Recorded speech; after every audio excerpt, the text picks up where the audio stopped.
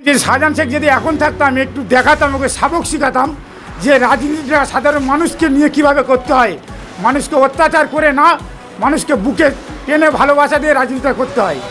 শাহজাহান শেখ এবং শাহজাহান শেখের গুন্ডা বাহিনী তারা আমাদের ওই অনুপ মণ্ডলকে মেরে মেরে দিয়েছিল। আবার তখনকার দিনে আমাদের ছেলেপুলেদের নামে ওই শাহজাহান শেখ ওরা মারলো, আবার আমাদের ছেলেপুলেদের নামে কেস দিয়ে তাদেরকে জেল খাটালো। আপনারা দেখছেন সন্দেশখালী টিভি। একেবারে আজকের এই সন্দেশখালী টিভির পর্দায় যে প্রতিবেদন নিয়ে এসেছি, আজকের একেবারেই সন্দেশখালী বিধানসভার 1 নম্বর ব্লকের 3 নম্বর মণ্ডলের সরবেরিয়াতেই সন্দেশখালীর বিধায়ক শিক্ষক সনদ সর্দার তিনি আসলেন এবং সাধারণ মানুষের মাঝে জনসংযোগ বলে চলেন এবং মানুষের কাছে গিয়ে, মানুষের দ্বারে দ্বারে গিয়ে মানুষের সমস্যাগুলি তিনি শুনছেন। কি বলবেন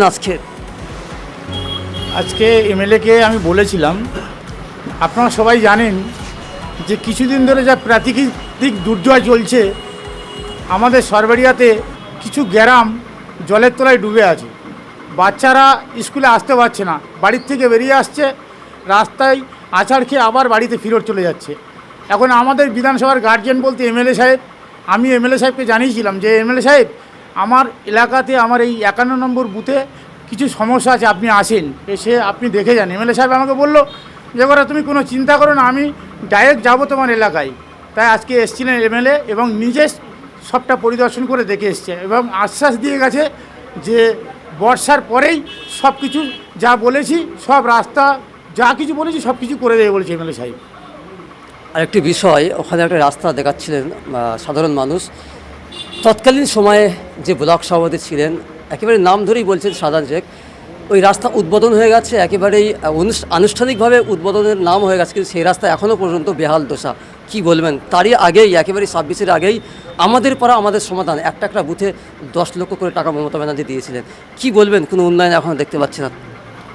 সরবেরিয়া 51 নম্বর বুথ আন্নুর মিশনের সামনে থেকে আর সুকলম সর্দারের বাড়ি, তৎকালীন টিএমসি সরকারের ব্লক সভাপতি শেখ শাহজাহান দুবার এই রাস্তা দুবার টাকা তুলে নিয়েছে, কিন্তু রাস্তা কোনো দিন হয়নি। বামফ্রন্ট সরকারে হয়েছে রাস্তা, টিএমসি সরকারে কোনো রাস্তা হয়নি। আমাদের এই 51 নম্বর বুথে কোনো উন্নয়ন হয়নি। আর শাহজাহান শেখ যা অত্যাচার করেছে আপনারা ভাবতে পারবেন না। বাড়ির সামনে খালের ভেড়ি উনি রোহিঙ্গা বসিয়ে সেখানে ঢালাই রাস্তা করে দিয়েছে। আর আমাদের এই গ্রামগুলো একটা স্কুল আছে, স্কুলে বাচ্চাগুলো যায়, কিভাবে যায় একবারও ভাবতো না যে এখানে মানুষ বাস করে, ভাবতো যে এখানে অমানুষ সব থাকে, মানুষ মনে করতো না। সেই জন্য এই রাস্তাগুলো ঘাটগুলো করেনি। টিএমসি সরকারে 15 বছরে আমাদের 51 নম্বর বুথ কোনো উন্নয়ন পায়নি টিএমসি সরকার থেকে। ওই জন্য আমরা এখন আমাদের গার্জেন এমএলএ সাহেবের দ্বারস্থ হয়েছি।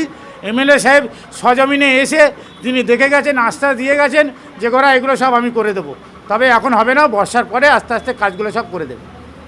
আরেকটি বিষয়, একেবারেই তো আপনার যে অঞ্চল, আপনার এই 3 নম্বর মণ্ডল, এটা তো একেবারেই শাহজাহান শেখেরই সাম্রাজ্য, পুরো সন্দেশখালীটাই সাম্রাজ্য ছিল, মানুষকে শোষণ করেছে। কি বিশেষ করে এই জায়গাটা খুবই প্রভাব আছে। আপনি বললেন অত্যাচারিত, একটু যদি তুলে ধরেন, বিবরণ যদি দেন, বাংলার মানুষ অবশ্যই দেখবে। বিবরণ বলতে শাহজাহান